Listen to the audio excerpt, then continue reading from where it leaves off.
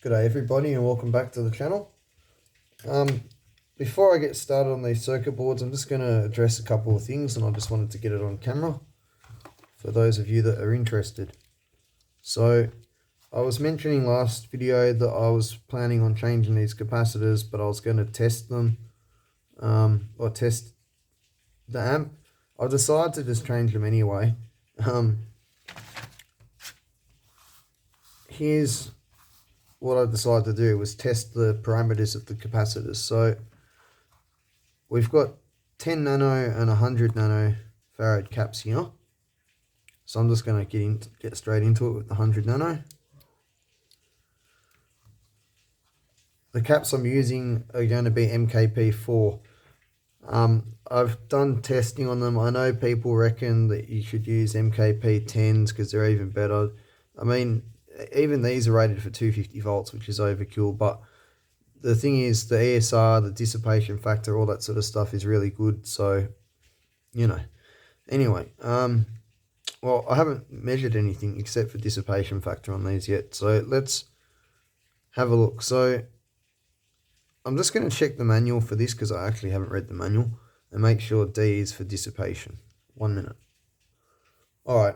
I couldn't find it in the manual. I'd have to Google it, but I'm pretty sure that's what it is. I mean, if we have a look, what have we got? We've only got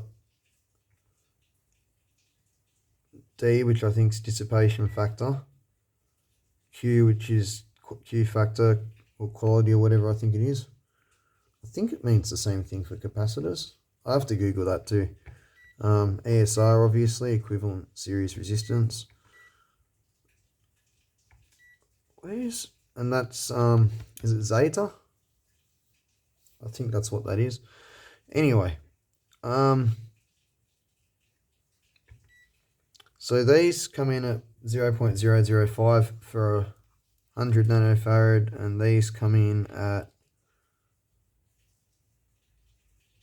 the same thing. Let's measure these. 0. And the 100 nano. Well, I'm sold there. Alright, let's continue. I want to see what the ESR is like. Oh. When did it do that?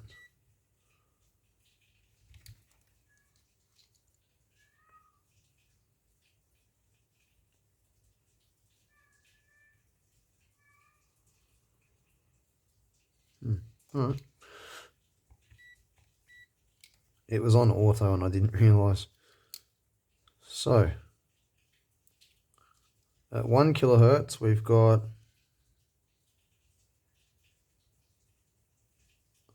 I'll be really friendly and call it 8 ohms.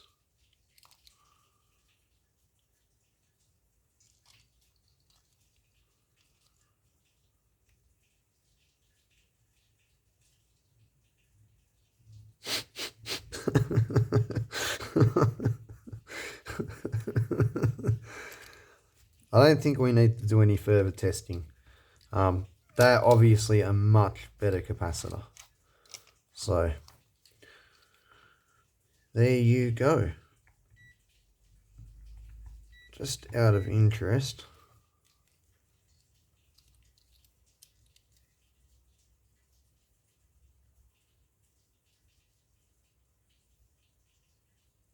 call it 195.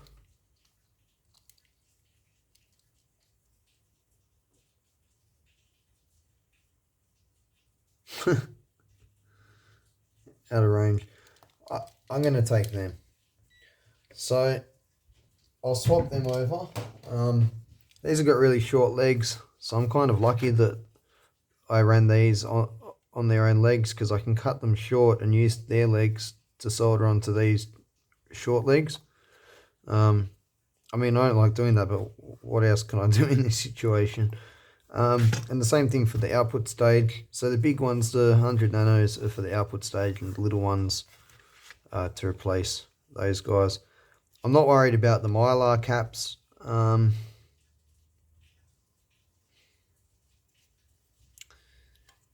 You know, I might actually end up changing them, come to think about it. Because why not? I mean, those sit between bases or emitters, however you want to think about it. So do they. So do they. Why would I leave them and change? Yeah, I'm going to change all of them. The other thing I just remembered, I know this has got nothing to do with this really, but I end up leaving KSC 1845s in the bottom and KSA 992s. I think I was considering using these ones, the 2240s and the 970s. Turns out I'm pretty sure these are better, but I'm just going to leave it anyway. Anyway, I'm going to definitely change all these capacitors, but let me just go have a look and see if I've got another 4 for those. I might have to wait a couple of days until what I've ordered rocks up. Alright, after some careful consideration, I've decided. See, these 10k resistors I put on here, but I wasn't sure if I was going to leave them. And now I've designed the front end for it. I can tell you that I don't want them on there. So they're coming off. And then that leaves a 4.7 mic electrolytic and 100 nano film. Now, one thing to note is if you put a film capacitor with an electrolytic at high frequencies, the film capacitor, the electrolytic, I forget which one it is now. I think it's between the two because one of them tries to turn into an inductor at a different point to the other one, and then you get sort of like a tank circuit resonance between the two. So that's not good sometimes. So what I've decided to do is take off the 10k, the 100 nano and the 4.7 and replace it with a single 4.7 MKP4.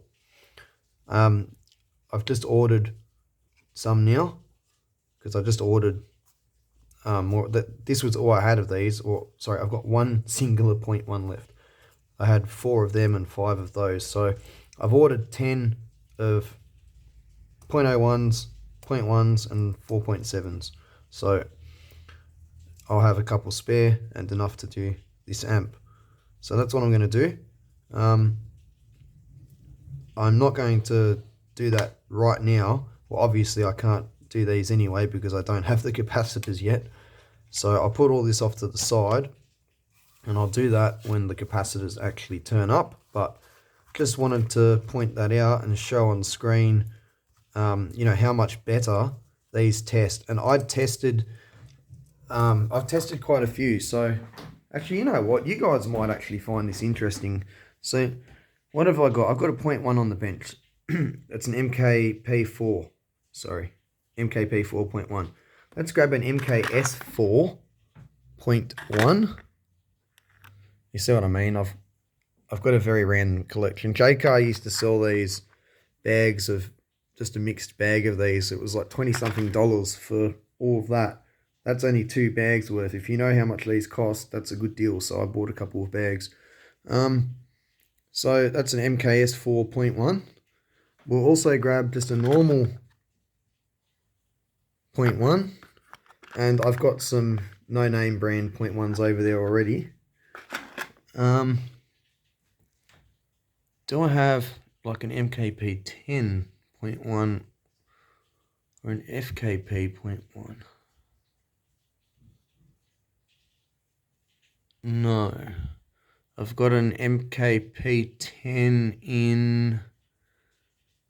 where is it? I know it's here. I've seen it. Oh, there it is. 0.01. I mean, yeah, we could measure 0.01s. Do I have an FKP 0.01? No. But, you know what? The dissipation factor's better or worse depending on the capacitor type more than the value so much. Like I just tested a 1 nanofarad and a 100 a 10 and 100, and the dissipation was the same. And it just changed between the capacitor types. So you know what, I'll grab an FKP 022 Oh, that's huge. We don't need to test that. No one put that in their amp. I shouldn't say no one because there are some odd people out there. What have we got here? I can't even remember now. A normal one and MKS. All right, yeah. Let's go have a look at this.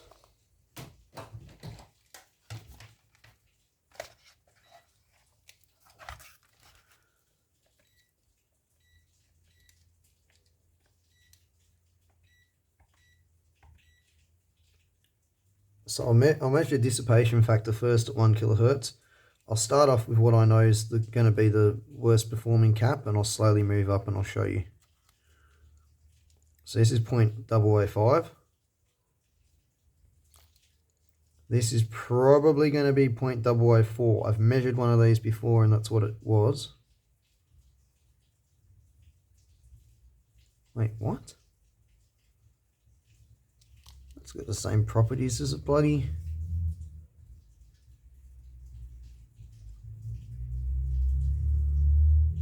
Huh. Hold on. 0.1. It can't be. I've measured these before and they only come in at 0.004.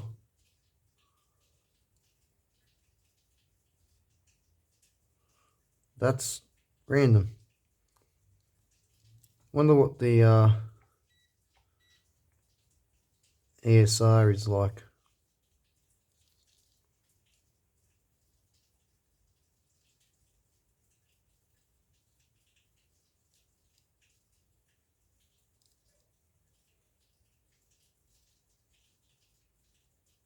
Point 1.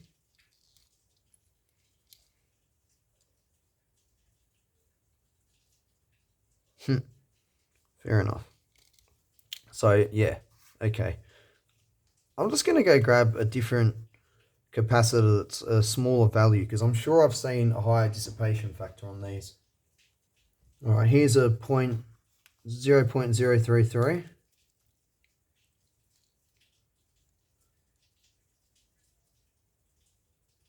Oh.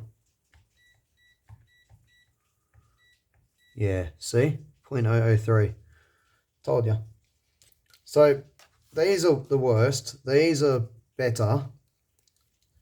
Let's see what MKS4 does.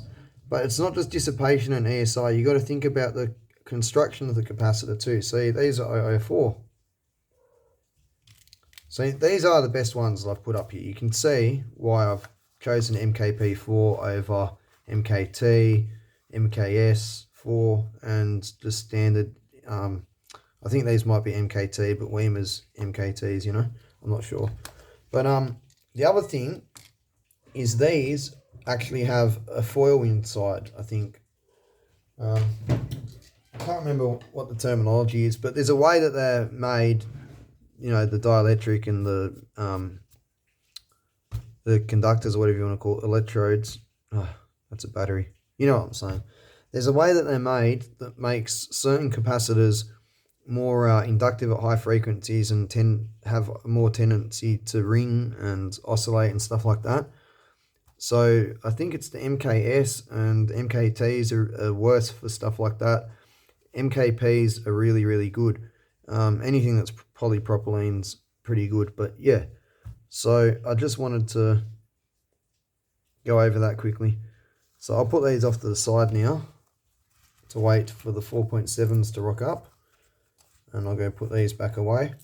And then we'll discuss what's happening with the boards that I'm making up. Right, something else I forgot to mention is I got these today. These are 100 microfarad bipolar, 100 volt crossover capacitors. So I thought they would be really good for the speaker inputs. I actually measured them on my LCR meter, and I thought this was quite interesting. I compared them against normal non-polarized capacitors and normal polarized capacitors of the same voltage rating and same value. These still measured like a capacitor up at 100 kilohertz. So they must be damn good capacitors, considering the electrolytics. What else did I do? I went to J-Car, as I was just saying, and I got 4 volume knobs. I also bought some 10 microfarad caps. I can't remember where I've put them.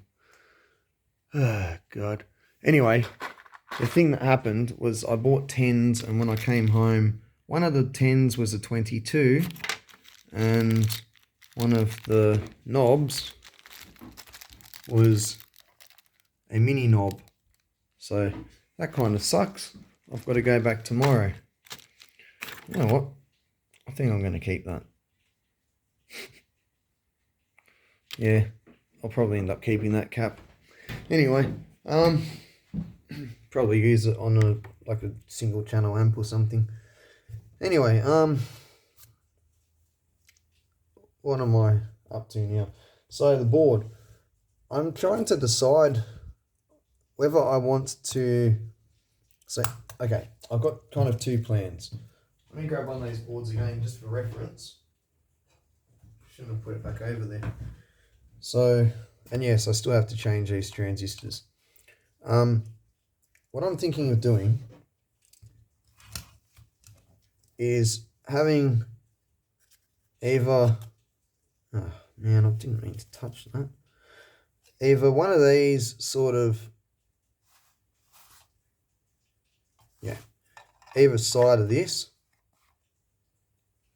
so that the connections are only short, or make up a whole new board. I think I'm just going to do this because I've already done it. But and I do still want to play around with quite a few different things. I just don't know if this is the amp that I'm going to do that with. So when I started building this amp, I was planning on using it to, try different driver topologies, different front ends, things like that.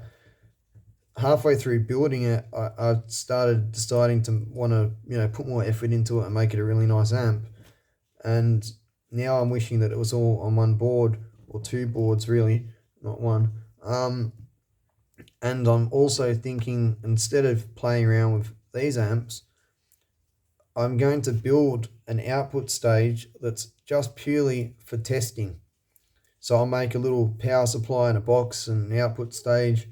Well, maybe not a box for it, just a power supply and an output stage, so that I can I'll make a driver board for it too, and a FAS, so I can try different input stages with it, but I'll make it so that I can, like this one was, swap in and out different boards, And I was thinking, if I do that, I'm not going to end up playing around with this amp so much, so that's why I sort of wish I made it on 2 boards, but I'm probably not going to go and redo everything now, so we'll see. I think I'm just going to lay it out like this. So yeah, that's what I'm doing now. I've already started thinking about how I want to go about this. Oh, God. I had these stacked like that, so even if you picked one up, you still didn't touch the next one. So what I'm thinking about doing is basically the 2 current sources sort of here and here, and then the emitter follower Darlington FAS sort of have it about here. The 2 LEDs and the resistors to ground in the middle, and then on the remaining space, maybe not in the middle, but a little bit further over this way, and then this remaining portion of space will be here, will have the input pair, complementary feedback input pair, and the current mirror. So that's what I'm thinking about doing.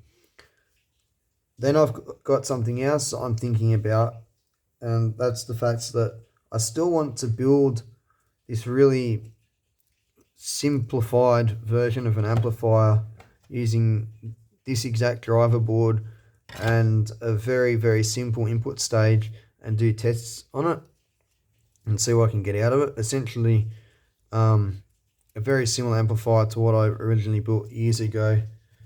The one that I was planning on building a better front end for, which I've now done. That hadn't done at the time. I'm thinking about doing that. And if I do that, well, here's the thing. Then I'm going to want to make a copy of these boards.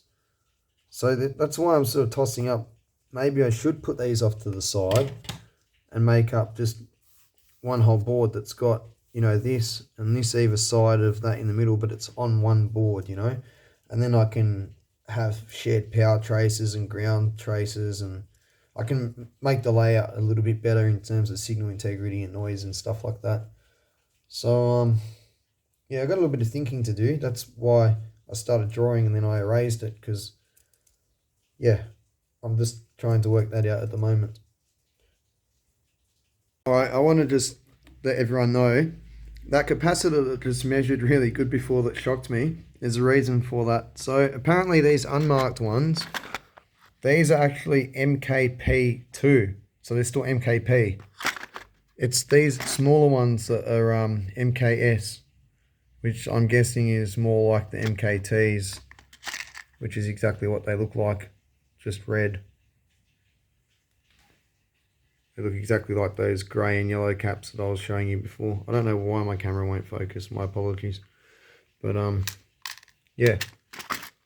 So turns out I've got more MKPs than what I thought. I'll have to have a look into that. Anyway, back to this. Alright, I know what I'm going to do. I'm going to put these boards to the side for the next amp, because the next one I'm building is going to be a really simple one, and then the one after that's going to be a really complicated one that's like more intense than this one. So I'm going to make two big boards. Basically, I'm going to shrink this down, because if I remove two components or three components and swap those three for one on each side, plus these pots and the resistors have got to get removed, that's almost half the PCB of free space.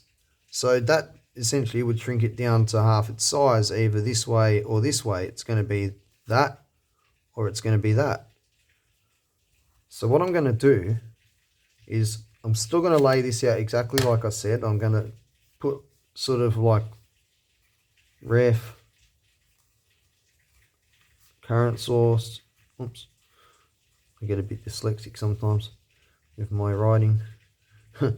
Current source, ref, input pair,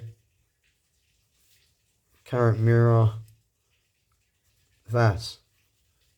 Well, there's going to be two VAS transistors. So it's sort of going to be laid out like that, if that makes sense, along the board. And I'm going to make two of those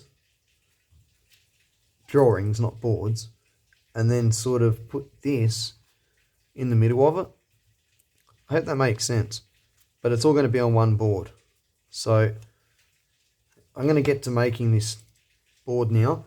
See, the thing is, I'm also constrained for space. I've got to put this case together too and actually see. Actually, I think I might get to doing that now, because then I can start laying stuff out inside the case and see how much space I've actually got. Because if you think about it, I mean, I don't know how to put this to scale. Let me get a tape measure.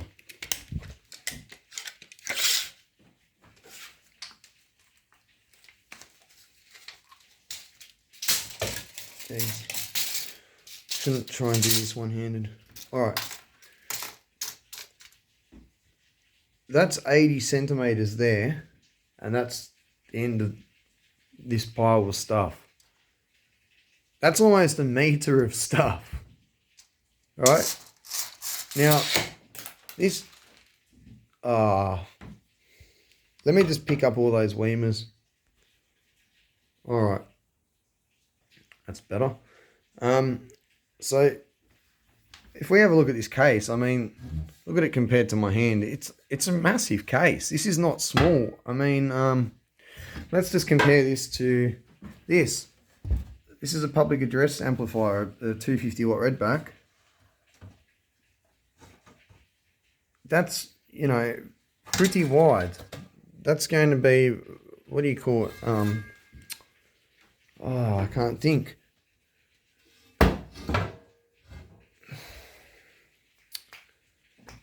My God, I can't think of the industrial size, what it's called. that goes in a rack. Anyway, it's at least that wide and it's that big. And if we just take this lid and hold it up, you know, that's, yeah. So I've got to be careful now with my boards. Now, obviously a lot of this can get hidden, you know, excuse me. Some things will be mounted out the way, you know, like that's not going to take up space, that's not going to take up space. This can get hidden somewhere, this can get hidden somewhere. These will be on boards, this will be on boards. These little boards can get hidden somewhere. These will be on heat sinks, you know. These can get tucked down the middle in between the transformers or something. Yeah. We can work this out and lay it out, you know. It's doable. I'm going to have fun with it, but I'll do it. So, yeah, that's what's going to happen, and that's why I think it's a good idea to make up one board and try and make it as small as possible. Alright, I'm going to get to laying this out now and redraw this as one big board, measure it out and show you how I go. I think considering the heat sinks are, you know, long rectangular sort of objects, and I've got this piece of board laying around and I don't have much space in the box, I think what I'm going to do is I'm going to make 2 strips out of this and lay everything out in sections across the board, if that makes sense. So like right input section, left input section, right VAS, left VAS, if that makes sense. Alright, this is definitely the way to go about things. I've condensed, so I'm just trying to lock my camera. I've condensed all of this down, minus the pots and resistors, to this, and I've kept the 200 microfarad electrolytics. They sit here and here, but instead of 220 nanofarad mylars or polys, I've put 4 100s so that I can get them closer to the collectors of these 4 transistors. So I've also run a ground rail and a power rail down each side of the board. The power rails are going to end a little bit short and the ground rail is going to loop around the entire board. And so that basically means, well, let me just sort of, actually no, I can run my power rail to the end of the board. That's not actually a problem. What I need to do is I just need to connect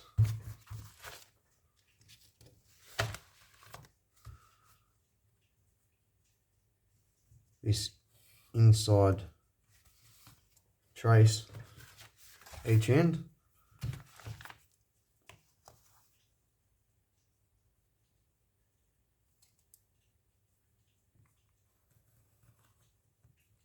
Like so.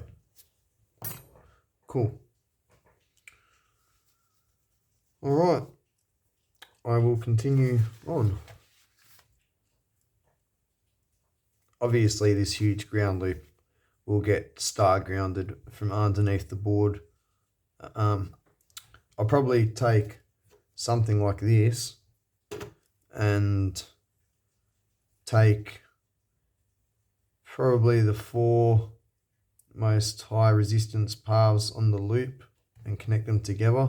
Also where the most current's taken, so you know, I might connect here, here, here and here together underneath the back of the board, and here and here and here and here, and join all that to this one common node in the middle, and then run that to my ground.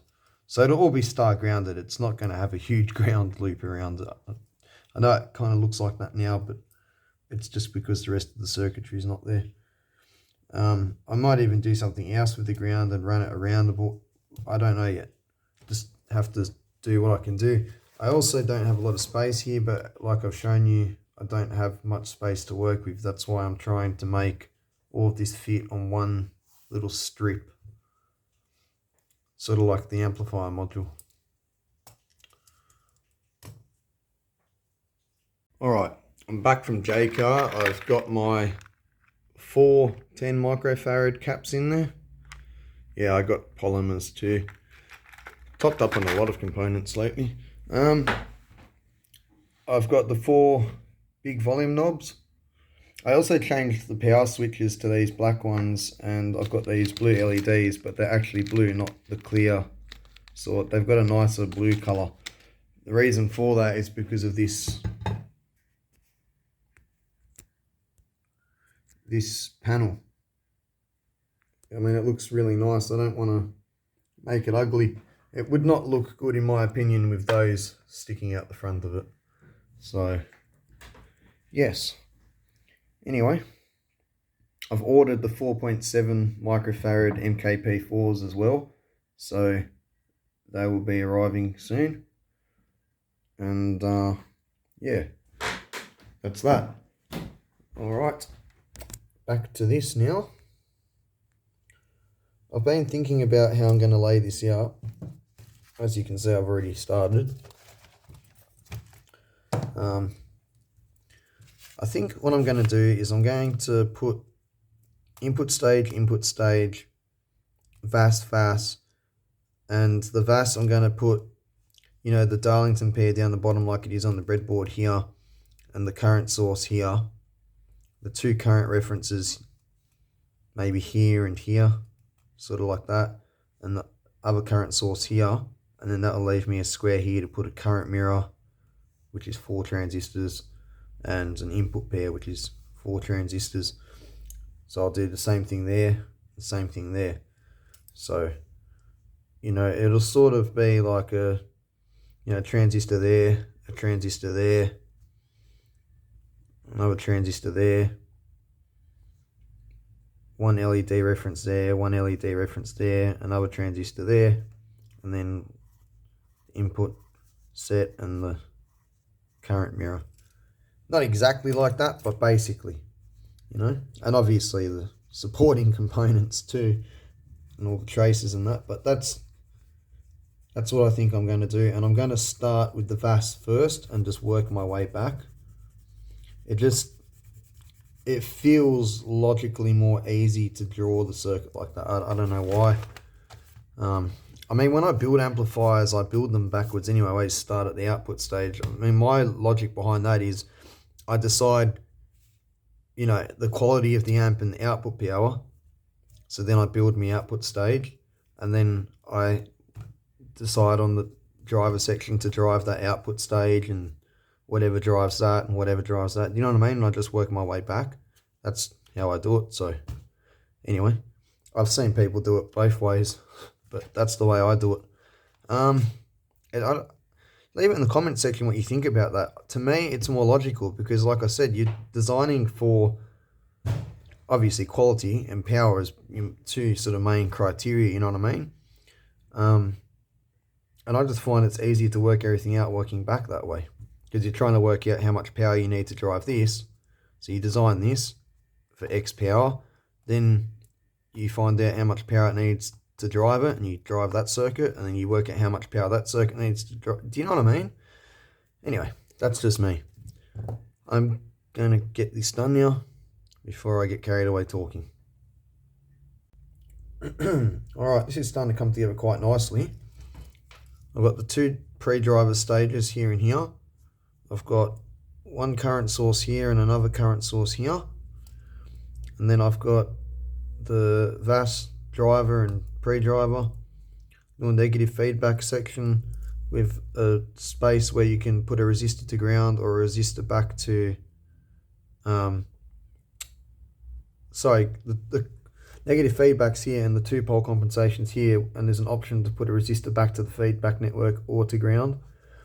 And then the base of where the signal goes in to drive the amp is here, and the output from the negative feedback and 2-pole comp is here. So I've still got all this space here to put 8 transistors, and considering I want to put them really close together and all that sort of thing, that's plenty of space. And then all I have to do is mirror the same thing sort of I draw it in reverse here. I've noted pinouts for the transistors, and if they're PNP or NPN with a P or an N, and all the different points where I'm going to run a bit of wire underneath the board to star ground stuff. So all these points will have a separate wire going to them, going back to one central point. These rails that I've put power rails and ground rails down the side, they're not for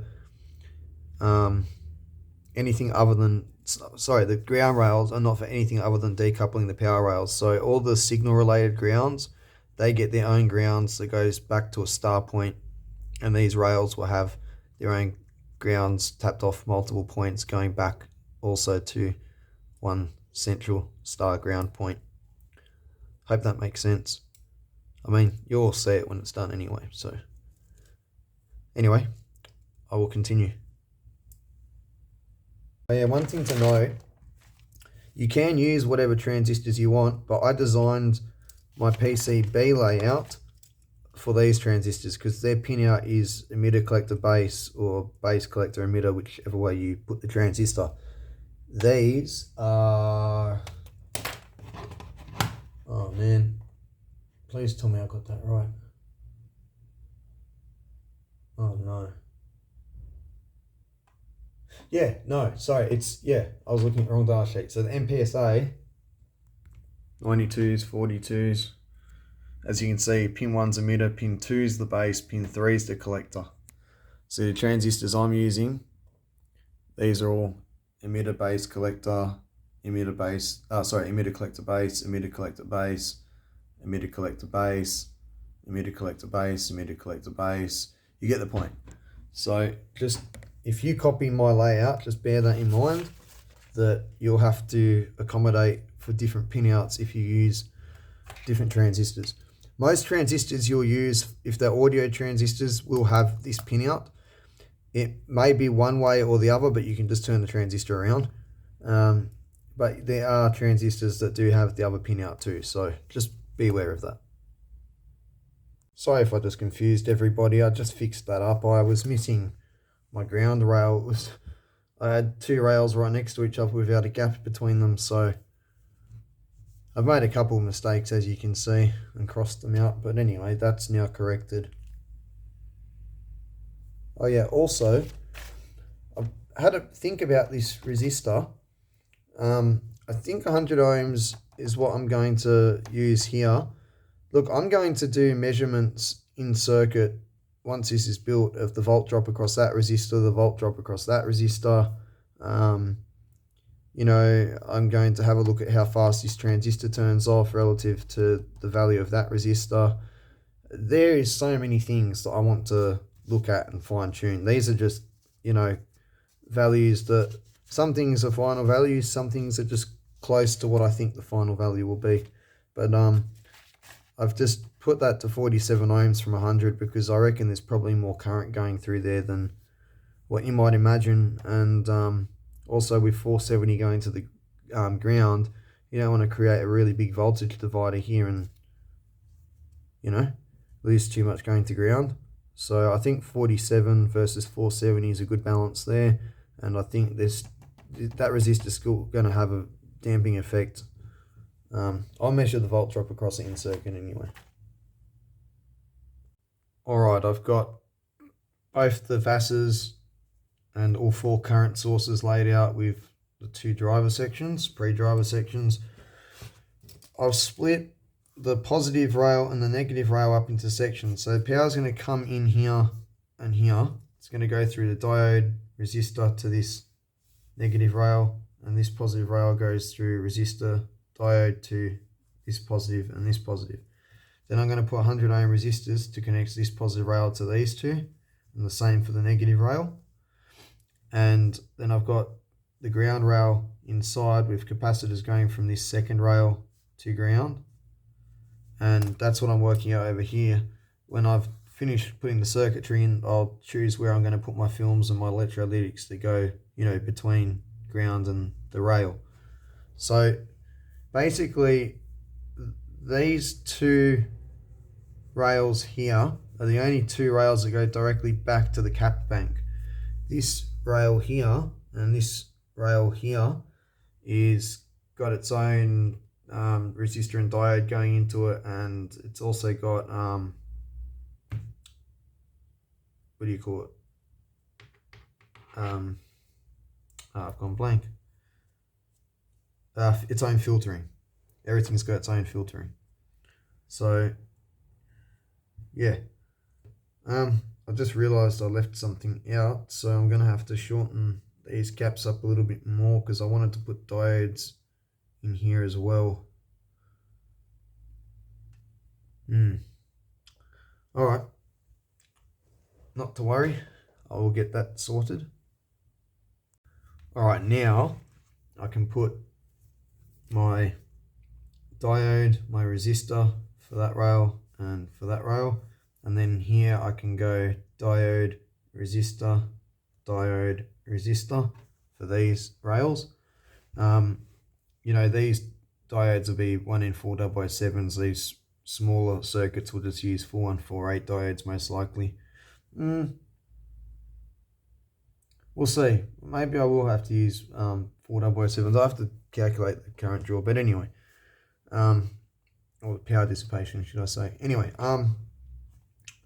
now my all the capacitors I'm marking with blue squares. So these are going to be film, electro, film. Here, electro, and then basically what I'm going to do is kind of, well, I guess I'll put a film here and one here, and I'll do the same for this side. So sort of in between these two transistors that are fairly important, and the same on the top in between the two current source transistors. And then down this end of the board where the front end is, there'll be another two. I've just got to work out exactly how the front end's going to go. Actually, you know what? No, everything now runs off of the current source. Only the negative rail is connected. So actually, I'm going to put one here for this current source. There's a film, and we also have our current mirror that's going to connect down here. So I'll put it roughly, let's say here, which will work out to be right in the middle of the current mirror.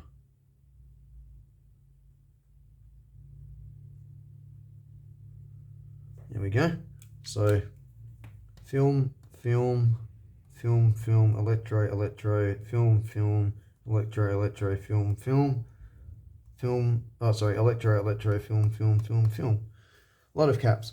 The size of the capacitors will be getting reduced, obviously, because, you know, like here I've got what, 100 microfarad, 220 nano.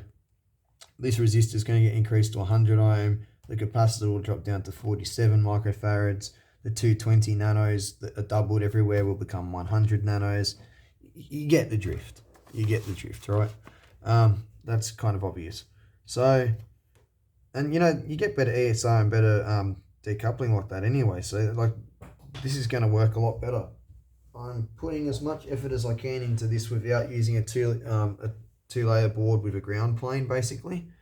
So that's why I've kept all the grounds separate. So all the signal grounds for, let's call it the higher current sort of signal grounds, lower impedance circuitry, they're all going to go back to one star ground under the board in the middle, and all the high impedance signal grounds will have their own grounds that go back to a star ground. Everything will be done with great care. So I'm going to continue. Now I've got to put the input pairs and the current mirrors on here, and that's it. It's actually amazing what I'm fitting on here, if you ask me. I'm quite impressed. You know, I had to think about it, and I'm going to leave 47 ohms and 100 mic caps on there and just add the 100 nanos, 4 of them instead of two 220s. But I'm going to leave the electrodes and the resistors the same. It's just double the filtering. I mean, there's nothing wrong with that. So, I mean, 100 U's not mic, whatever you want to call it. It's not a huge capacitor anyway, you know. 47's getting a bit small. So, yeah, it's only 6 capacitors, 6 electrodes per board, if you think about it. Oh, well, I mean, there is the negative feedback capacitor and the input capacitor and the reference capacitors. I'm sure I'm missing something else too. I'm just talking about electrolytics. So, you know, 8 or 9 per board, something like that. 2 boards, 18. Yeah, okay, it's a few, but I mean, who cares? I mean, none of the parts in this amp are really cheap, you know. I mean, it's not the most expensive thing either, but it's not built out of crap, you know. So I'm not too worried, and it's quite a powerful amplifier too. I mean, once it's loaded up 4 ohms a side and it's cranking out up to 250 watts a channel, those rails are going to be going everywhere. So, you know, I'm just going to leave it. Bit of extra capacitance, bit of extra filtering, nothing wrong with that. So I am happy with this. So now I'm going to do what I just said a minute ago and lay out my input pairs and current mirrors, and then comes the fun part. I have to do all of this again. This is the only thing that shits me about making up PCBs, other than if they're like really complicated. And that goes in 2 different directions for me. So it can be something that's really small, but you know, it's got lots of surface mount components and small spaces, and it's really fiddly. I hate that. Like the RF amp I was still working on, you got to do calculations for clearance and track width and all that sort of stuff. Can you be quiet? And yeah, you know, it's fiddly work. And then, you know, if I had to lay out a board that's say this size but like twice that by hand, that starts getting a little bit laborious for me. Maybe 1, yeah, fair enough, but if I had to do 2 of them, yeah, basically if I had to do 4 times this, that would start getting annoying. Yeah, I probably will end up starting to get some PCBs made, factory made, when I'm doing bigger things. You know, if I'm doing something that's got 2 or 4 of the same board and the boards are like this fairly packed, I might start doing that. But I like etching boards if they're not too big, you know. I just don't like doing the same thing over and over again. That's the thing about me. I have a short attention span. But yeah. Anyway, I will continue on. I also realized that this did not read politically correct. So I've rewritten it so it says input complementary feedback pairs.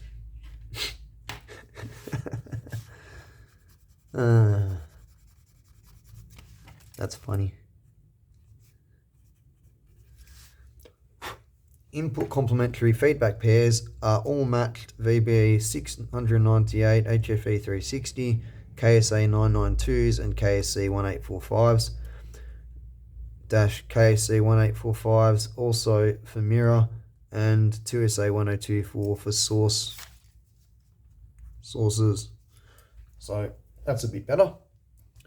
The other thing I'm going to do is I'm just going to remove these transistors up here, 5401s, 5551s, MPSA 92s, MPSA 42s. They have a different pin out. Well, I'm not sure about the 5401s and the 5551s. I didn't look. But anyway, I don't want to put transistors written down on here to go with all this in case someone copies it and puts them in and it turns out they're the wrong pin out and it's my fault. That would be really bad for me. I don't want anyone to build something and have it go bang. I want it to work. Alright. Alright. That is that done. Excuse the errors, and obviously it's not perfectly to scale. You know, there's a few bits that are sort of wider here, and that's a bit more squashed up than that, or maybe that's more squashed up than that. You know, when I actually lay it out on the board, what I'll do is first I'll just mark 3 pads where all the transistors go. That way I can lay them out sort of, you know, I can roughly measure where they are with respect to the corner and the top and the side and this and that. Lay them all out so that it's perfectly symmetrical and spaced evenly, and then fill all my traces in between what I've laid out. Then I won't have any odd gaps. Yeah, so that's it. That's the final schematic, unless I've made a mistake in it and I have to change something or add something I forgot. I have gone over it once. I haven't gone over it really thoroughly, and the reason for that is because every time I had finished a stage, I would check over my work. So I rechecked over everything as I did a stage, then I checked it, and then when I did the whole thing, I checked it. So I'll have another look at it before I etch the board up tomorrow, but I'm going to leave that for tonight. On that note, I'm also going to sign off this video here because it's getting quite long, and that is the board design complete, like I said, as long as I haven't forgotten something. The only thing that I want to explain, I've probably already explained this quite well, but just the grounds and the power rails and that. So, you know, a positive wire is going to come in here, and you know what, I don't know why I did that.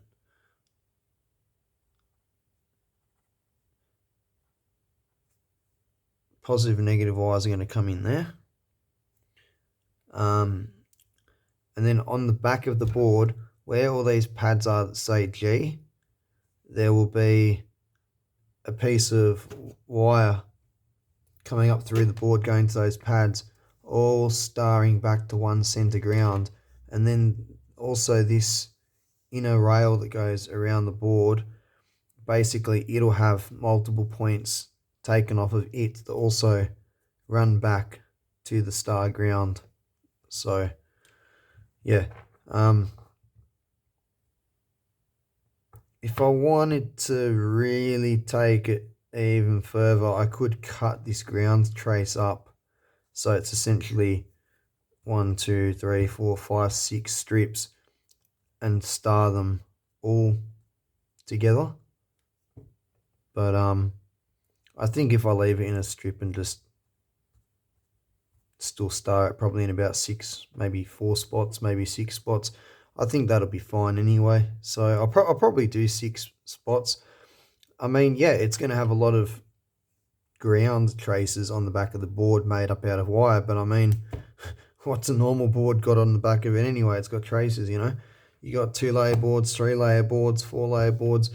All I've done here is I've used a single layer board. I probably should have used a dual layer board and just made up a ground plane on the back, but oh well.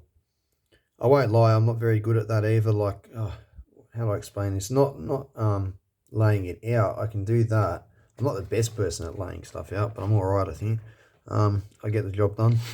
No, the thing that I have the trouble with is if I turn the board over, trying to think in reverse, if that makes sense, I'll end up making a bunch of errors and having to redo it 100 times, but it is what it is. Also, I left this ground around the side too, just as a little. The ground's the inner trace that runs around everything, so there's actually a nice little shielding ring sort of around everything, you know. So yeah, all right. Well, thanks for watching, and if you like my content, please give me a sub. That will help out my channel a lot, and give us a like. if you like the video, and feel free to join the comment section. Alright, I'll see you all next time. Thanks for watching.